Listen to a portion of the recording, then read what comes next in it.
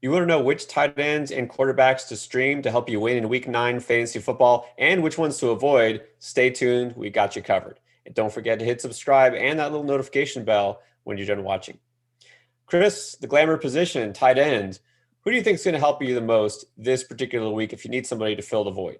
Well, my must-start tight end for week 9 is Noah Fant of the Denver Broncos going against the Falcons, who are the worst team against tight ends. So a couple of weeks ago, Noah Fant coming back from the injury, kind of struggled a little bit. He bounced back in a big way last week. 7 catches for 47 yards on 9 targets. I expect more of that this week. Again, in a smash spot, I have Noah Fant as a top 10 tight end for week 9. And you know what? I'll be honest too. I have some interest in their other tight end too, Albert Okwuegbunam. Nailed that one. So honestly, they're so bad against tight ends. Atlanta is, and he's been getting targets. I know obviously less with fans back on the field, but still, there's a chance he's productive too. If you're trying to fill that massive void left by George Kittle, or you're deep enough in the league and you need somebody tight end, he could help you out too. So I'm looking at both Denver tight ends, believe it or not. And then a guy who's been disappointing lately, looked like he might be this year's breakout tight end, was Jonnu Smith. Been pretty quiet lately. Corey Davis all of a sudden coming on. But you know what? This week might get back to business because Chicago shuts down wide receivers. It's going to be really tough for both Tennessee wide receivers to get going. And when wide receivers struggle, that's when the tight end benefits. So don't be surprised if Jonnu Smith gets back into action. I mean, he's healthy. He should be fine going forward. Targets just fluctuate sometimes, right? And so Jonnu Smith still has that ability. Again, this is a week where you don't get too cute. I know you might want to throw out a guy like Ross Dwelly or Jordan Reed for San Francisco. I would prefer stick with a guy who's been good and shown that ability, that explosive ability, and that's Jonnu Smith. Yeah, I agree. I think it's going to be tough for the Tennessee wide receivers this week, which means Jonnu Smith should be more involved. You got to start him if you have him. All right. And so what about on the other side of the equation, some tight ends that have been doing some things and we just have no interest in because of the matchup this week? My must sit tight end, and I know it's probably tough to sit this guy, but that's Dalton Schultz going against the Steelers, going against Pittsburgh. We know how good that defense is. They're the 4th toughest defense against tight ends. They shut down tight ends.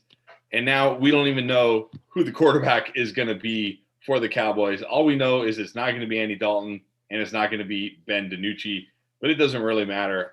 I just can't start Dalton Schultz in a tough matchup against the Steelers with whatever QB they roll out. I can't take the risk of him just getting shut out and not being involved, or this offense not being able to do anything against a really, really, really good defense. So I've got Dalton Schultz as a must-sit this week. Yeah, it's really tough to recommend anybody on the Cowboys. I mean, even Zeke isn't doing a whole lot. But yeah, at this point, you definitely need to go somewhere else for tight end. All those hopes and dreams of a Dalton Schultz breakout, they're pretty much gone now. And speaking of hopes and dreams being shattered, Mike Gesicki, I thought this was going to be his breakout season. It kind of pains me to say you just can't start him. Did nothing 2 weeks ago, literally nothing. And then last week with Tua at quarterback, only 1 catch. He's only been targeted twice each of the last 2 games. I don't know what's up with that. But for some reason, he's just not involved anymore. You're seeing other tight ends like Adam Shaheen get involved. So don't know why, but at this point, Gesicki, you can't start him. You know, Arizona used to be the team that you love to stream tight ends against. Not this year. They're actually top 10 against the tight end in fantasy points allowed. So until I see that there is some sort of connection between Tua and Gesicki, he's right in the pine. Yep, I agree. You cannot put Gesicki in your lineup at this time and run the risk of a 0. Just can't do it. All right, so let's get to quarterbacks now. Let's talk about your favorite guy you must start this week if you're streaming at quarterback, and then, of course, the other side, somebody that you have 0 interest in. So who's your first must start at quarterback?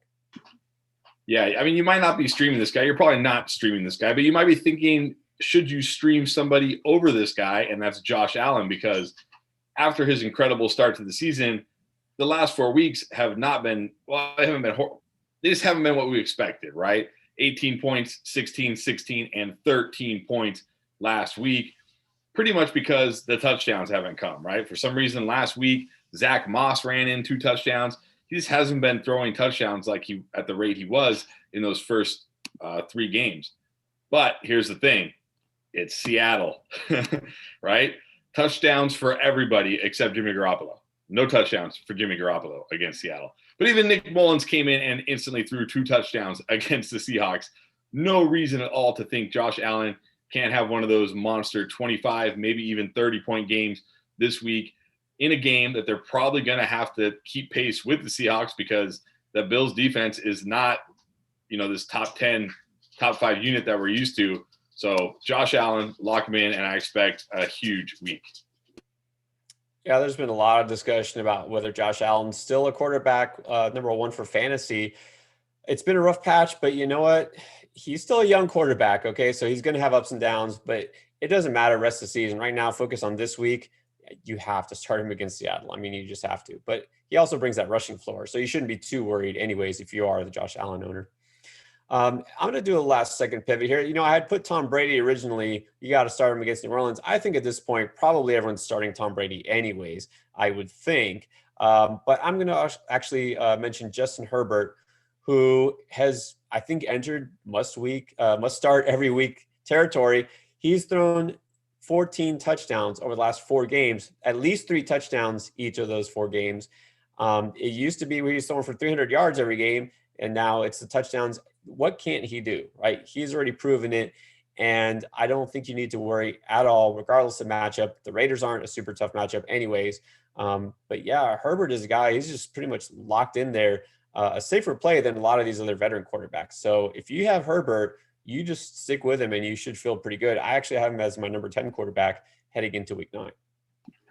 Yeah, love Herbert. I agree. I think he's an every week must start. In my home league, the player who drafted Lamar Jackson picked up Herbert off waivers and now has a decision to make every week between Herbert and Lamar Jackson. That's where we're at in 2020. But I agree, must start every week. Wow, and you would have thought, but that's a different discussion as far as Lamar Jackson and where you drafted him. So let's talk about some quarterbacks that you probably should avoid this week based on matchup. Who you got? Yeah, I talked about the Colts pass catchers. I want no part of them. Well, I also want no part of Phillip Rivers, who actually has been putting up decent games lately where you might be thinking, hey, maybe I can roll out Phillip Rivers this week. Don't do it. Going against the Ravens, one of the best defenses in the NFL, 13th toughest against quarterbacks.